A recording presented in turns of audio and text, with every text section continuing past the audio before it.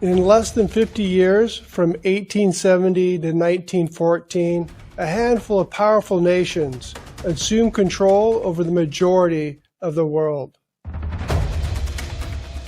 In this brief period of time, these industrialized nations were able to conquer and colonize less developed nations throughout the globe, using advanced military technology and modern naval fleet. This time period of rapid global expansion and exploitation by developed nations is known as the Age of New Imperialism. Which countries participated in the Age of New Imperialism?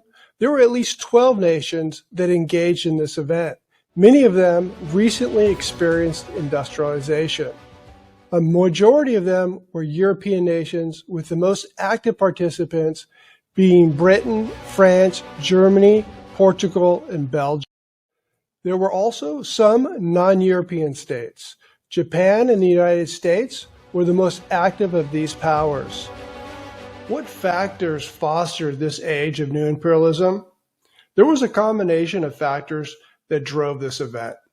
A primary factor was the Industrial Revolution, occurring in Europe and the US during the early 1800s. As these nations industrialized, there was an increased need for natural resources and cheap labor to support their mass production of goods and their population growth. Also, these industrialized nations wanted new markets to sell their goods. These wants led these industrialized nations to seek control over underdeveloped countries so they can bolster their national wealth and sustain industrial growth. The rise of nationalism was another factor in promoting imperialism. Nationalism means having intense pride in one's country. Pride in one's country grew significantly within industrialized countries. This promoted competition by nations to expand and acquire colonies as a way of demonstrating their nation's superiority.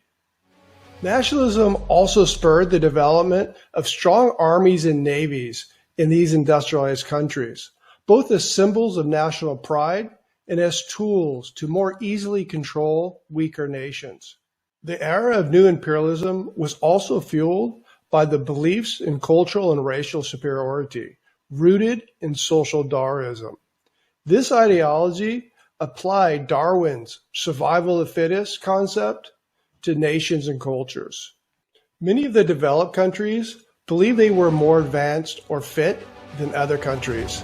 They thought that their success in technology and the military showed they were better and more fit, thus had the right to take over control of the weaker, less developed nations.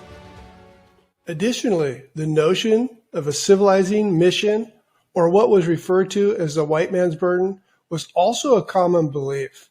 Imperialist nations falsely believed, due to racial and ethnic superiority, they had a duty to civilize the rest of the world by imposing Western ideals and religion, especially upon non-European countries. Military and naval advancements also contributed with fostering European and U.S. global expansion.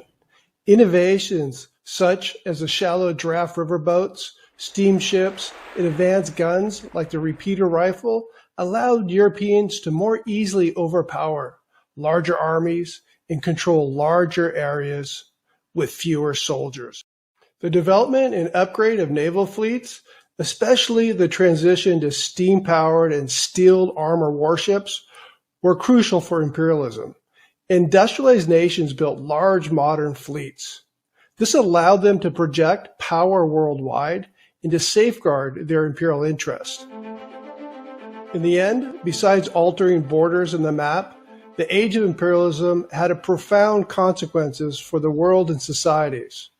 For instance, cultures, languages, and governments in various parts of the world were reshaped. And imperialist powers also would leave behind a legacy of racism and exploitation. The tragic effects didn't end there. This age of new imperialism would also contribute to causing one of the deadliest wars that the world has ever seen, World War I.